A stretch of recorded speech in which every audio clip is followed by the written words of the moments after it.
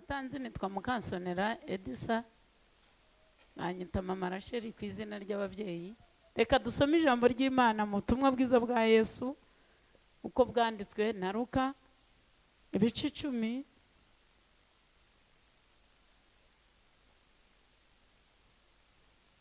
Turasoma duhereye ku murongo wa 25.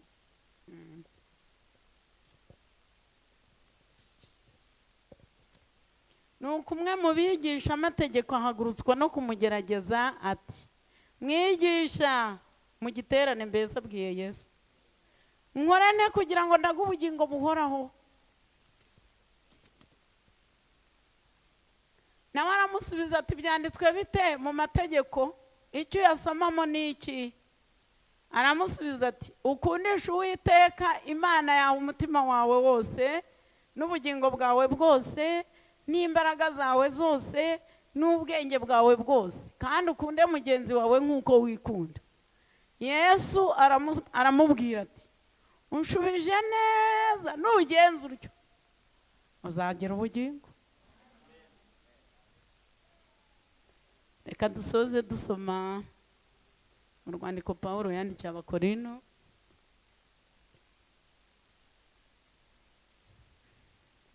rwandiko rwa mbere Pawulo yandikiye Abikorino ibice 3, umurongo wa 16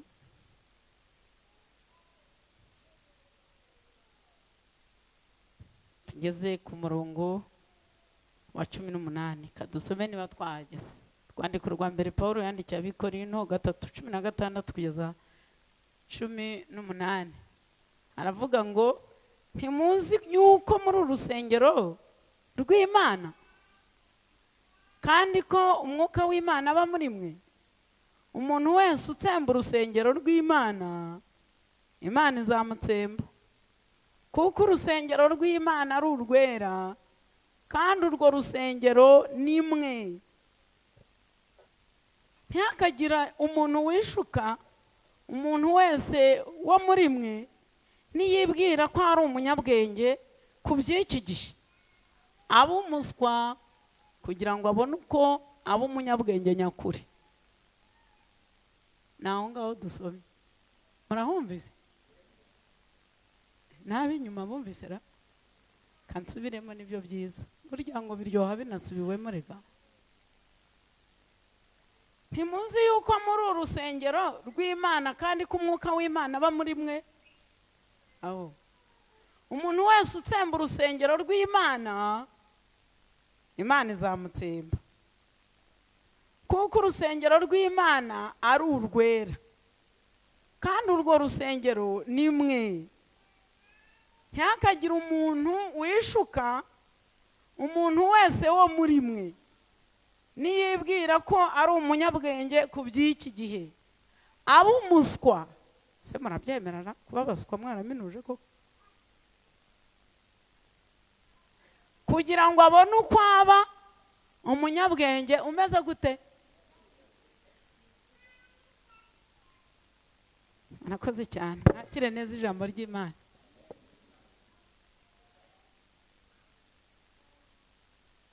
Tuje dusubira kuri ya magambo bene data bavuze afite intego ivuga ngo kuba mu buzima buramya Imana. Ntekereza ko mumaze kubyumva kenshi cyane. Haleluya.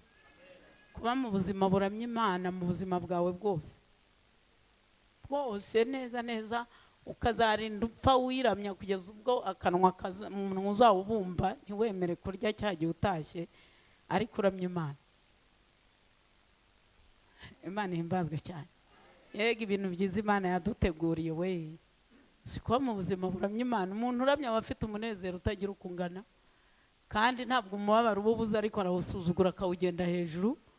Umubabaro ukaza ari mwinshi ariko umunezero w'uramya Imana ukajya ugenda hejuru y'umubabaro uwusuzuguye. Ubwo buzima iyo ugize amahirwe ukabubamo. Tusomye aya magambo y'Imana muri ubutumwa bwiza bwanditswe na Luka. Ahangaha ni Yesu wari imbere y'iteraniro nk'uko nanjye mbari imbere, kandi ryari iteraniro rinini riruta mwebwe kuko yashakwaga na benshi. Hakaba harimo rero ingeri zose ntari bujye kuvuga, ariko harimo abantu benshi, harimo abaturage, harimo abatarize, harimo abize, harimo ibimuga, harimo impumyi, harimo abanyamibabaro, harimo abakire, harimo abakene, hakabamo n'abafarisayo, abasadukayo, n'abantu bize cyane b'abafarisayo ndetse ngo babigisha b'amategeko.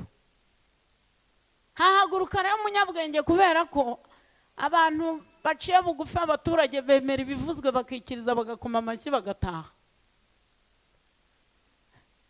Ariko hahagurukamo umugabo w'umufarisayo w'umuhanga, nawe se umuntu watinyukaga guhaguruka akijambo akabaza Yesu akiri hano kuri mimba, urumva yari yoroshye se? Ngo ariko hahaguruka intego yari afite yari yo kugerageza umwami Yesu, kumugerageza. Siko hari abantu b'abahanga bihaye kuba ibigeragezo by'abandi. Ntabwo wabura ikigeragezo cy'abandi ngo ube mu buzima buramya Imana. Kugira ngo uramye Imana ni uguca bugufi, iryo banga rya mbere, ugaca bugufi kabisa ukaba hasi nk'itapi, nibwo ubana n'Imana. Imana ibana n'abantu baca bugufi.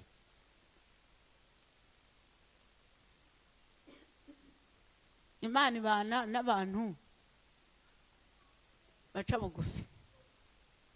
Iyo ushaka guhunga Satani ngo ubane n'Imana, uca bugufi ukemera kuba rya jambo dusomye ngo umuntu w'umunyabwenge bw'iki gihe ngo yemere kumera nk'umuswa kugira ngo abe umunyabwenge nyakuri. Ntabwo byoroshye, ariko nutekeze ko byoroshye, kubera ko iyo umuntu aciye bugufi ntabwo Satani amushobora. Simbizi ko munyumvise. Iyo uciye bugufi ntabwo Satani akumena umutwe, ntabwo agushobora, kubera ko ahantu Satani adashobora kugera ntabwo ajya ashobora guca bugufi. Kuramya Imana ni uguca bugufi ukaba nko hasi y'abandi, aho ngaho nta rutoki rwa Satani rukorayo. Kuva kera kose yari umwibone, ni nacyo cyatumye atekereza ngo kandi ubutaha nzazamura intebe nsimburiye Imana. Hanyuma rero iyo uciye bugufi, niko wa mwanditsi yavuze ngo yewe mwana w'umuntu we, kuko umuntu yaravuze ati ko nshaka kubana n'Imana nkabana nayo neza, ndabana nayo gute se? Ntanga imfura yanjye nabyaye bwa mbere, iyi Imana inyemera imbabarire, nshaka imigezi, inzuzi n'imigezi by'amavuta ya Elayo, inzovu n'ibihumbi mbitura Imana, njyana amaturo inyemereye. Ese ndakora iki? Yari afite inyota yo gushaka Imana. Ijwi ry'Imana riramubwira ngo yewe mwana w'umuntu we, yakubwiye icyiza icyo ari cyo. Icyo Uwiteka gushakaho ni iki? Ni ugukunda kubabarira. Aleluya. Ni ugukunda kubabarira no gukora ibyo gukiranuka no kugendana n'Imana yawe. Ariko umeze gute? Ntabwo Satani ajya akora hasi. Icyamunaniye mu mibereho ye yose ni uguca bugufi. Iyo uciye bugufi uba wagiye mu bwihisho neza neza, ntabwo akumena umutwe. Aho kubera ko atahagera, iyo agiye kugukubita arahanuka akagwa mu kuzimu, ntabwo ajya aca bugufi. N'abantu akoreramo rero ntibaramya Imana kuko ntibaca bugufi. Nubona umuntu udaca bugufi ngo yemere gutsindwa, umenye ko atashobora kuramya Imana. Ibanga rya mbere ryo kuramya Imana no kubana nayo ni ukwicisha bugufi. Aho ngaho ntabwo Satani ajya ahagera. Ntekereza ko mubyumvise, kuko ngenda bivuga nk'umuntu. Ubundi ijambo ry'Imana riturusha imbaraga, nta muntu wanganya na ry'imbaraga. Urivugira rero, turivugira mu ntege nke zacu, namwe muryumvira mu ntege nke, ariko ryo rifite imbaraga ririhagije. Kuko niyo umuntu atarisobanura, ubundi abahanga bavuga ko iyo urisomye gusa utarasobanura ngo rigisobanura inshuro 8 rikibwira umuntu. Imana ishimwe cyane. None se ntagiye urisoma uri wawe ukumva uranezerewe, urishimye, ukarira, ukavuza n'induru, ugafashwa, nta giterane, nta ndirimbo, nta baririmbyi, ntibibaho, riba rikwibwiye iryo ari ryo. Imana ishimwe cyane. Abantu baramya Imana nuko bameze. Ibanga rya mbere ni uguca bugufi, kabiri ni ugukiranuka, ubwa gatatu ni ukubabarira abaguhemukira. Iyo uciye bugufi ntujya umenya abaguhemukiye, uba wicaranye n'Imana. Kandi Bibiliya ikavuga ngo Imana yonyine irwanya abibone. Imana irwanya abibone. Ariko rero abicisha bugufi ikabahera iki? Ubuntu. Kubera iki? Iyo umuntu afite ubwibone ntace bugufi, ntacire bugufi Imana n'abantu, ntabwo Imana yirirwa ituma marayika imanurwa no kumurwanya. Niyo yaba ari jewe cyangwa undi wese wuzuye impano z'Imana, nta kidatera ubwibone no gukizwa n'impano z'Imana bijya bitera abantu ubwibone. Ntaho Satani atagufatira, ntagafata abanyabyaha bonyine n'abakirisitu arabafata. Yagufatira mu buryo bw'umubiri, mu bisanzwe yagufatira no mu by'Imana. Imana yacu niyo gucirwa bugufi tukajyana nayo, ukamenya uko uzayiramya. Waramya utazi n'utareba se. Kuramya Imana no guca bugufi, no gukiranuka, no kubabarira abanzi bawe, ubundi indirimbo zigahinda mu mutima wawe. Ntago kuramya Imana ari uko twaririmbaga hano, nabyo ni byiza kandi nabyo ni na ngombwa, nuko twicaye ni byiza, ariko kuramya Imana ni mu mutima w'umuntu. Haleluya. Iyo Imana ibonye umuntu ari umwibone, ntituma marayika yonyine iza kumurwanya, iriyizira. Kubera iki yiyizira? Niyo yaba ari umuntu ufite impano nyinshi z'Imana ariko akaba yafashwe n'ubwibone, Imana iramurwanya. Ntago ituma marayika. Kubera iki se yiyizira? Ihita ibona ari Satani uhagaze ahangaha. Nicyo cyaha cya mbere cyakorewe mu ijuru, nicyo cyaha cya mbere cyadutse mu ijuru. Satani azana ubwibone, iramukubita imumanura ikuzimu, isi ibona ishyano. Ubwo rero iyo ubonye umuntu akabije, nubona umuntu yibona akakuzonga yibona, uzamwihorere wicare hasi aho Satani atagera mu mutima, wicishe bugufi. Ntago azarwana na marayika, Imana izoza kurwanya Satani. Niyo mpamvu rero tukwiye kwicisha bugufi. Uyu mugabo yari umwibone. Uyu wahagurutse kubaza Yesu, yaramubwiye ngo mwigisha, ahita murogoya mu iteraniro akibwiriza ati nkora iki kugira ngo ndague ubugingo buhoraho? Kandi ngo yarazi Bibiliya yose anayigisha, abandi ari umuhanga cyane. Ariko ntiyamubarije gushaka gukizwa, ahubwo yamubarije kumugerageza. Siko twasomye ijambo ry'Imana. Yesu ni umuhanga cyane, amenya ko amugerageje, aramubwira ati ese usoma iki muri bya bindi byose wigisha n'abandi? Nta bintu wasomye mu mategeko harimo iki? Ahita yamanuka. Twavuze ati mu mategeko haravuga ngo ukundisha Uwiteka umutima wawe wose, n'ubwenge bwawe bwose, n'imbaraga zawe zose, n'ubutunzi bwawe bwose, kandi ukunde mugenzi wawe nk'uko wikunda. Yesu avuga ati yo, atunshubije neza. Niko yavuze, atunshubije neza pe, uri umuhanga mu gusubiza. Ariko ikibazo, genda ukora ibyo nibyo wabuze. Kuririmba abantu barabizi, ariko kuramya Imana ntibabizi. Kuramya Imana no guhimbaza Imana ukabana nayo. N'igihe woza ibyombo ukiranuka, Imana ibona uyiririmbira, uyiramya gusa. Simbizi ko munyumvise. Kuramya Imana no gukiranuka nicyo bivuze, nicyo ngicyo bivuze. Aramubwira ati unshubije neza. Rero muri ibyo ngibyo wabazaga, genda ukora ibyo uzi. Urabizi ariko nturakabishyira mu bikorwa. Ngo arongera yigira umuhanga cyane. Yarumva abana basigaye bavuga ngo yigira umuhatari. Ngo yigira umuhanga, aramubwira ngo munyumvire. Yamaze kumubwira ko agomba gukunda mugenzi. Ngo mugenzi wanjye se ngo ninde? Koko ntago uzi mugenzi wawe uwo ari we wagirira neza ngo uburamije Imana? Uburyo abanyarwanda turirimba turi mu matorero, amadini, amacace n'ibindi byinshi, yaba twayiramyaga bivuye ku mutima, u Rwanda bari paradizo. Kibazo gikomeye nuko tuvuga ibiraha ntituyiramirize mu mutima. Kuramya Imana mu magambo make no gukiranuka no gukora ibyo Imana yishimiye. Haleluya. Mugenzi wanjye se ninde? Yesu nawazi gusubiza abahanga n'abanyabwenge rwose, ndetse n'abaswa ajya basubiza bose bakazamura ubwenge. Icyo mukundira, iyo abantu bazamutse mu bwenge arabasumba, abaswa bamanuka akabazamura, akaduhuriza aho ngaho ku musaraba. Izina rye rishimwe cyane. Haleluya. Amubwira ibya mugenzi we simbijyamo, ariko yaramubwiye ati hari umuntu wavaga i Yerusalemu agiye, ariko ageze mu nzira agira ingorane, ahura n'ibisambo n'abambuzi, baramwambura barakubita, asigaje gatoya gapfa. Hanyuma rero umutambyi ahita amusubirizamo nyine. Umutambyi n'umurewi barahanyura, baracikira, ntibareba icyo kibazo, kandi bambaye amakanzu bavuga ko baramya Imana ku manywa na nijoro. Koko abantu baba bambaye amakanzu y'ubutambyi no kuramya Imana ari abaririmbyi ntibakiranuke, izo ndirimbo hari aho zagera. Nuko rero kuramya Imana no gukiranuka. Ariko ageze aramubwira ati ariko hariho n'umusamariya, babandi mwanga munena b'Isamariya. We yarahanyuze, asubika urugendo, amushyira ku ndogobe, aramwoza, amwomoza vino, amusiga mu nguma amavuta ya Elayo, aramutwara ku bitaro, amumaraho kabiri.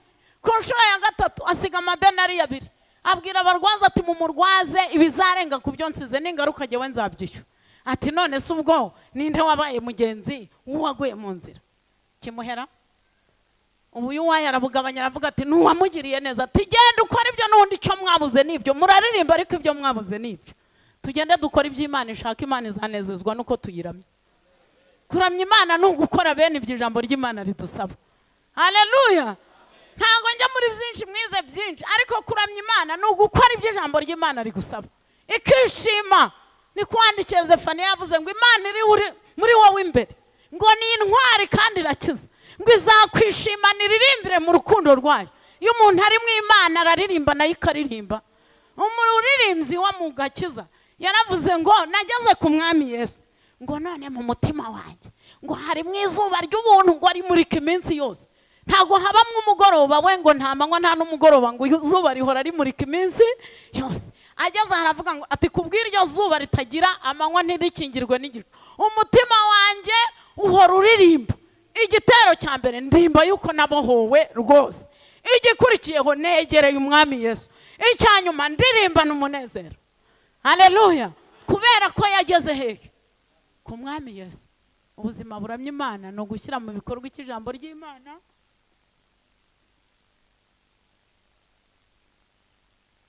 Dawidi yagiraga indirimbo ziba muri we, yahimbazaga Imana akaririmbira no mu ishyamba. Mubizi se? Nese yaririmbiraga irihe teraniro? Kugeza ubwo muri Zaburi yavuze ati ndabwirisha inanga na neberu y'imirya 10 kandi ndavugisha ijwi ry'uwibwira. Haleluya. Ijwi ry'uwibwira. Niba hataraba ari kubyumva ngiye n'Imana muri urusengero ndi buririmba, kumva ziraje nyinshi cyane, ku buryo muri Samweli ya kabiri igice cya 22 na 23 harimo amagambo avuga ngo Dawidi mwene Yesayi ushizwe hejuru cyane, ngo umuhimbyi w'igikundiro wa Zaburi zose za Isirayeli yaziririmbiraga mu ntama agahimbaza Imana. Ati ndacuranga inanga, ndacuranga neberu y'imirya 10, ndavuga ndageza ubwo mvugisha n'ijwi ry'uwibwira, nintagira abambwira ndabyibwira. Hari urusengero rw'Imana, ngo ubwo ubuzima buramya Imana ukabyibwira kandi ukarifashwa ukanezerwa. Ubuzima buramya Imana no gutunga Imana, ugakiranuka ukicisha bugufi, ugakora iby'Imana igusaba n'ibindi bisabiryo. Ariko bukeye Imana imaze kumugirira neza, sindi bujya mu mateka y'imibabaro ye, imuvanye mu ntama, imukirije idubu n'intare, imukirije amaboko ya Sawuli, imugejeje i Yerusalemu, imwemeje abanzi. Si ibyo tuba dushaka? Abantu ntuzi ko babihimbyemo n'indirimbo z'ibikomera, batabemereza abemeza. Bemeza si kijyo batakwemeye Imana ikakwemera. Wagize ngo ibyo byo kwemerwa n'abantu no kugwa amashyi. Na Yesu ngo baramushingije bashasha imyambaro ngo hozana. Ngo ariko bukeye bagenza gute? None n'utuntu tw'abana gusa baba barimo. Imana ikwemeye biba bihagije. Burya n'abayikunda barakwemera ni nta kindi ubaguririye. Naho abayanga bo murazirana kuko ni imbyare ebyiri. Ni imbyare ebyiri, n'abana b'isezerano n'abana b'inshoreke, nabo kwa Isaka no kwa Hagari. Kandi ngo kuva kera ngo umwana mwene Hagari kuva kera umwana w'inshoreke ngo yababazaga umugeni. Mugira ngo imibabaro y'amibabaro dufite ni impamvu z'abana b'inshoreke bagomba kubabaza babageni, niyo wamukorera ibingana iki azakubabaza niyo muvindimwe. Ni umwana wa mukeba, tubana na bene mukeba. Iyo umuntu yakijijwe bya byaha byose twavuze, undi ntabikizwe, ntago bakundana niyo wagira. Kandi kera turi ku buzima buramya Imana. Dawidi ariko bamaze kumwemera bose ari Yerusalemu, ntabwo uzi ko mu gice cya 11 cy'igitabo cya Samweli cya kabiri, ntuzi ko yagize intege nke akisigaza. Kandi izo ntege nke yagize zo kwisigaza zikamukuramo za ndirimbo zose n'ubuzima buramya Imana, akikangura atakiburimo. Mwumvise ko icyaha ari kibi, agasanga yangije ibyo mu rusengero, ngo yaterura ngo aririmbe. Yari yakoze ikizi? Yari yisigaje, ntiyajya ku rugamba, abandi baragenda muri bwa bute n'ubutege bukeya yisigaje, niko birivuga. Haburi cyakora abandi bahanganye n'abamoni n'abanzi babo, abagiye mu etaje yiwe hari Siyoni, ababonye umugore wiyuhagira yambaye ubusa, abarafashwa kamushigaje karamufatisha. Abaramuhamagaje arasambana, abakozi ishyano rarigusha, umugore ati ndatwite bazantera amabuye, Dawidi ati ishyano rirabaye, amutumaho abagiye mu buriganya, ananirwa kwihana, yicisha uriye inkota n'ubugambanyi. Indirimbo no kuramya birakama. Uzasomeza buriya 51 wumve ibyari muri. Hari ibintu yavuze ati mana yasenga agasanga rurugariye we, kandi yarayibwiraga kubera guturana nayo akayiramya, ariko yasenga agasanga rurugariye ati mana ndakwinginze. Enoki yabayeho mu buzima buramya Imana, naratangaye cyane, kandi nta torero ryari rihari. Mu bakurikiranye amateka hari idini yari iriho Enoki yabarirwagamo, nkuko tubarizwa mu matorero atandukanye, nta yari iriho. Reka da, nta ndirimbo, nta repetisiyo, nta nibature, nta biterane, nta masengesho, ariko abaho mu buzima buramya Imana. Ngo agendana nayo, ngo agahera mu uko umutima wateraga, ngo niko yaramyaga Imana mu masengesho yo mu mutima. Ariko ako kantu murakumvise bate? Ngo agendana nayo, abana nayo mu rugo rwe wenyine. Ntago Bibiliya izanamwe umugore n'abana, cyakora ivuga ko yari afite umugore akagira n'umuryango, ariko mu gukiranuka ntabwo Bibiliya yigeze izanamwe umuryango we. Ibintu by'ubugingo no kuramya Imana no gukiranuka, iby'ubugingo ni gatozi. Ntago ari ivangamutungo dusezerana n'abagabo twashakanye n'abana bakafite uruhare kuri iyo mitungo. Iby'ubugingo ni gatozi, ni ibyawe ku giti cyawe. Kuramya Imana birakureba, si muri korari, ahubwo no gukiranuka korari kureba itanakureba. Hanyuma kubera ko Bibiliya iravuga babiri bazaba baryamye ku buriri, umwe azagenda uragire gute asigara.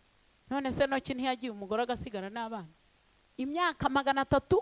Enoki ari kumwe n'Imana yiramya ku manywa na nijoro, agendana nayo, urusengero ruri muri we, aririmba muri urwo rusengero, ayubashye ayiramya Imana. Birayinezeza, iratangarira, avuga iti ntago uyu mugabo yakomeza gutura inaha, ikageza kumusura akayicaza bakaganira, umugore atazi ibyo ari byo. Umuntu aramya Imana, aganirira n'Imana mu mutima, abari mu modokari ntibabimenye, ariko wakamenya yuko bari kumwe. Sifa kwa Mungu. Ushobora kuramya Imana uryamanye n'umusinzi, n'ukuri inzoga zinuka, ariko ukumva muri rwa rusengero rw'Imana harimo indirimbo n'umuriro w'ubuntu bw'Imana. Birashoboka, bijya bibaho. Kugeza ubwo Imana yaje kumusura nk'ibisanzwe, barasubira bagenda baganira yiramya, baragenda ntiyamwibutsa gusubirayo, bagenderanira ko yisanga yicaranye nayo mu ijuru. Urugi rurakingwa, iravuga iti nahangaha. Haleluya! Umugabo yaramije Imana, nta torero, nta madini, nta nibature, nta ndirimbo, nta n'amajambo y'Imana, wenyine. Urumva urwo rusengero ukuntu rwari rwiza, kandi Imana iravuga iti ntago Enoki umwuzure wamusanga aha. Makanya kumwuzure utagomba, kuko nicyo cyagiye Imana yari igiye kurimbuza isi, umwuzure. Iravuga iti sinarimbura, nawe nzamukiriza mu nkuge, ariko Enoki azaba yaragiye. Muvandimwe, ntukinishe ijambo ry'Imana, ube mu buzima buramya Imana. Kuramya Imana bizasoza tugiye kuririmbira hamwe iteka ryose. Reka ndekera ahangaha, mwakire neza ijambo ry'Imana, tugiye gusenga Imana. Muri aka kanya Mana, bana bawe turi imbere y'ubwiza bwawe, duciye bugufi, tuzamuye icyubahiro cyawe. Babarira abantu bawe, babarira abana bawe, bakureho urubanza, bambura umwambaro w'ubushwambagara, bambika umwambaro mwiza w'agakiza. Ohora imitima, wongera wuzuza abantu umwuka wera. Mwijima wose mu mutima turawirukanye, mucyo w'ijambo wongere kumurika, wongere kubohora abantu, wongere kunezeza abantu, wongere gutanga amahoro, kandi wongere gukorana n'abantu, wongere gusabana n'abantu. Ijuru ryongere gukinguka databuja, umwuka wera wongere gukora, kandi ibitangaza n'ibimenyetso bikore hagati mu bwoko bwawe. Uyu munsi amazina yacu yandikwe mu gitabo cy'ubugingo budasibwa, tugukorere tuzi neza yuko tuzakubona umunsi umwe, tukakuramya no mu ijuru. Tugukomeye amashyi kubw'ibyo ukoze. Izina ryawe rishimwe kandi rihabwe icyubahiro, mu izina rya Kristo Yesu niho tubyambaje urakoze. Amen.